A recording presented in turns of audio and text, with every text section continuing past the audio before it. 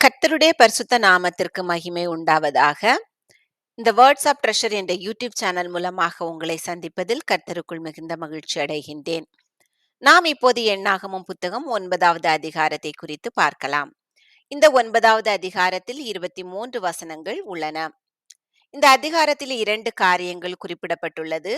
இந்த மக்கள் சீனாய் வனாந்தரத்தில் இரண்டாவதாக பஸ்கா பண்டிகையை ஆசரிக்க வேண்டும் என்பதை குறித்து கர்த்தர் மோசேக்கு சொன்ன காரியங்களும், மேகமானது கர்த்தருடைய சாட்சியின் கூடாரமாகிய வாசஸ்தலத்தின் மேல் தங்கும்போது ஜனங்கள் பிரயாணப்படாமல் பாளையத்தில் தங்கியிருப்பதும், அந்த மேகமானது மேலே எழும்பும்போது ஜனங்கள் பிரயாணப்படுவதை குறித்தும் இந்த அதிகாரத்தில் அதிகமாக குறிப்பிடப்பட்டுள்ளது.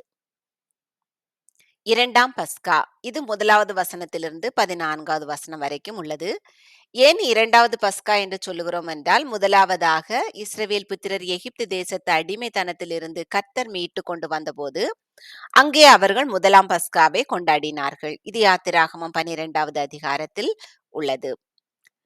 அவர்கள் எகிப்து தேசத்திலிருந்து புறப்பட்ட 2ஆம் வருஷம் 1ஆம் மாதத்தில் கர்த்தர் சீனாய் வனாந்தரத்தில் மோசேயை நோக்கி, குறித்த காலத்தில் இஸ்ரவேல் புத்திரர் பஸ்காவை ஆசரிக்க கடவர்கள்.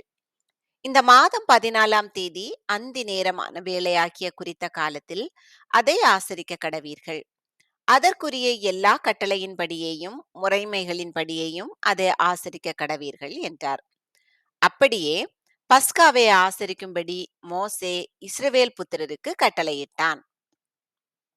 அதனால் 1ஆம் மாதம் 14ஆம் தேதி அந்தி நேரமான வேளையில் சீனாய் வனாந்தரத்தில் பஸ்காவை ஆசரித்தார்கள். கர்த்தர் மோசேக்கு கட்டளையிட்டபடியெல்லாம் இஸ்ரவேல் புத்திரர் செய்தார்கள். அந்நாளில் சிலர் மனித பிரேதத்தினால் தீட்டுப்பட்டபடியினால் பஸ்காவை ஆசரிக்க தகாதவர்களாய் இருந்தார்கள். அவர்கள் அந்நாளிலே மோசேக்கும் ஆரோனுக்கும் முன்பாக வந்து, நாங்கள் மனித பிரேதத்தினால் தீட்டுப்பட்டவர்கள். குறித்த காலத்தில் இஸ்ரவேல் புத்திரரோடே கூட கர்த்தருக்கு காணிக்கையை செலுத்தாதபடிக்கு நாங்கள் விலக்கப்பட்டிருக்க வேண்டியது என்ன என்றார்கள். இதுல நம்ம கவனிக்கணும், இந்த மனித பிரேதத்தினால் தீட்டுப்பட்டவர்கள், நாங்க பஸ்கா பண்டிகையை கொண்டாட முடியல அப்படின்னு மோசேண்டம் வந்து கேட்கல. கர்த்தருக்கு காணிக்கையை செலுத்தாதபடிக்கு நாங்கள் விலக்கப்பட்டிருக்க வேண்டியது என்ன என்றார்கள்.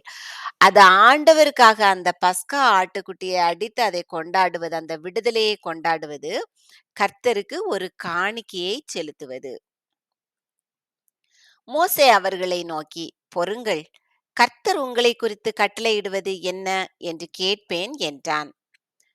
கர்த்தர் மோசேயை நோக்கி, நீ இஸ்ரவேல் புத்திரரோடே சொல்ல வேண்டியது என்னவென்றால், உங்களிலாகிலும் உங்கள் சந்ததியாராகிலும் ஒருவன் பிரேதத்தினால் தீட்டுப்பட்டாலும் பிரயாணமாய் தூரம் போயிருந்தாலும் கர்த்தருக்கு பஸ்காவை ஆசரிக்க வேண்டும்.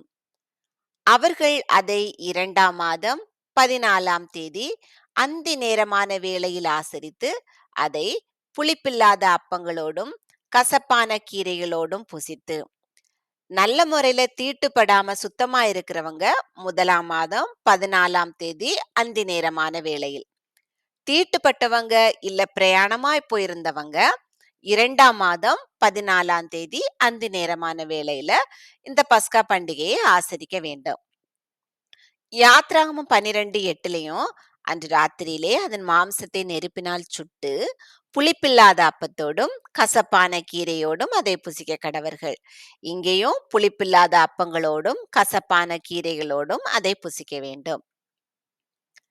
விடியற்காலம் மட்டும் அதில் ஒன்றும் மீதியாக வைக்காமலும் அதில் ஒரு எலும்பையும் முறிக்காமலும் பஸ்காவினுடைய சகல முறைமைகளின்படியும் அதை ஆசரிக்க கடவீர்கள்.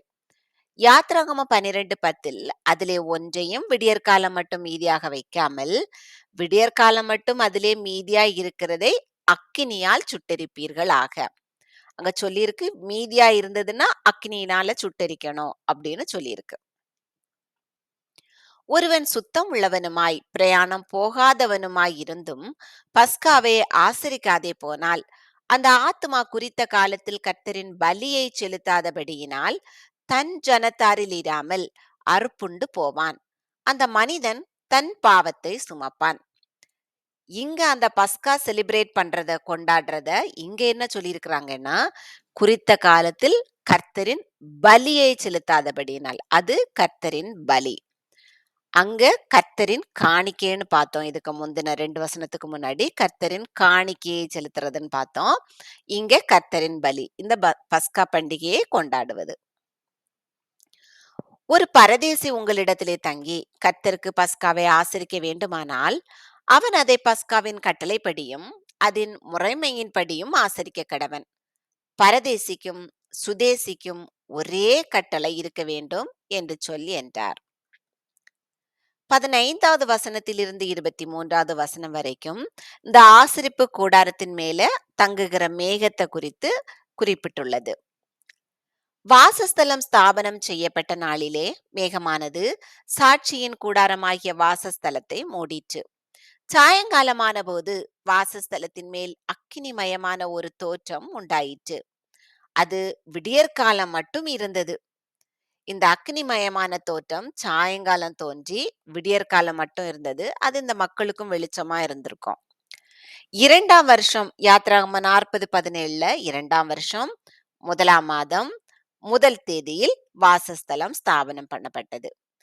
அப்ப 1 தேதியில 2ஆம் வருஷம் 1ஆம் மாதம் 1 தேதியில் வாசஸ்தலம் ஸ்தாபனம் பண்ணப்பட்டது. 14ஆம் தேதி பஸ்காவை அனுசரிக்க கர்த்தர் கூறினார். இப்படி நித்தமும் இருந்தது. பகலில் மேகமும் இரவில் அக்கினி தோற்றமும் அதை மூடிக்கொண்டிருந்தது. யாத்திராகம் 40:38 இஸ்ரவேல் வம்சத்தார் பண்ணும் எல்லா பிரயாணங்களிலும் அவர்கள் எல்லாருடைய கண்களுக்கும் பிரத்யட்சமாக பகலில் கர்த்தருடைய மேகமும் இரவில் அக்கினியும் வாசஸ்தலத்தின் மேல் தங்கியிருந்தது. பகலில் மேகம் அவர்களுக்கு வெளிச்சத்தை கொடுத்தது. இரவில் அக்கினி தோற்றம் அதை மூடிக்கொண்டிருந்தனால அது அவர்களுக்கு வெளிச்சத்தை கொடுத்தது. மேகம் கூடாரத்தில் இருந்து மேலே எழும்பும் போது இஸ்ரவேல் புத்திரர் பிரயாணம் பண்ணுவார்கள். மேகம் தங்கும் இடத்தில் இஸ்ரவேல் புத்திரர் பாளையம் இறங்குவார்கள். யாத்ராகமம் 40, 36, 37 வசனங்களில் வாசஸ்தலத்திலிருந்து மேகம் மேலே எழும்பும் போது இஸ்ரவேல் புத்திரர் பிரயாணம் பண்ண புறப்படுவார்கள். மேகம் எழும்பாதிருந்தால் அது எழும்பும் நாள் வரைக்கும் பிரயாணம் பண்ணாதிருப்பார்கள். கர்த்தருடைய கட்டளையின்படியே இஸ்ரவேல் புத்திரர் பிரயாணப்படுவார்கள். கர்த்தருடைய கட்டளையின்படியே பாளையம் இறங்குவார்கள். மேகம் வாசஸ்தலத்தின் மேல் தங்கியிருக்கும் நாளெல்லாம் அவர்கள் பாளையத்தில் தங்கியிருப்பார்கள்.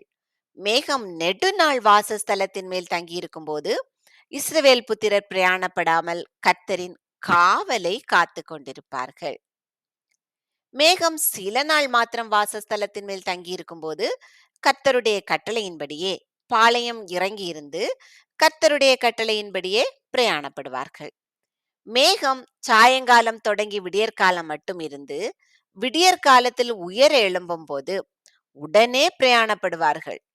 பகலிலாகிலும் இரவிலாகிலும் மேகம் எழும்பும் போது பிரயாணப்படுவார்கள். மேகமானது 2 நாளாவது 1 மாதமாவது 1 வருஷமாவது வாசஸ்தலத்தின் மேல் தங்கியிருக்கும் போது இஸ்ரவேல் புத்திரர் பிரயாணம் பண்ணாமல் பாளையம் இறங்கி இருப்பார்கள். அது உயர எழும்பும் போதோ பிரயாணப்படுவார்கள். கர்த்தருடைய கட்டளையின்படியே பாளையம் இறங்குவார்கள். கர்த்தருடைய கட்டளையின்படியே பிரயாணம் பண்ணுவார்கள். கர்த்தர் மோசையை கொண்டு கட்டளையிடுகிறபடியே கர்த்தருடைய காவலை காத்து கொள்ளுவார்கள். இந்த 23 வசனங்களிலும் 15வது வசனத்திலிருந்து 23 வசனம் வரைக்கும் இந்த மேகம் தங்குவது, அவர்கள் பிரயாணப்படாமல் பாளையத்தில் தங்கியிருப்பது, மேகம் எழும்புவது, அவர்கள் பிரயாணப்படுவது, இதை குறித்து குறிப்பிட்டுள்ளார்கள்.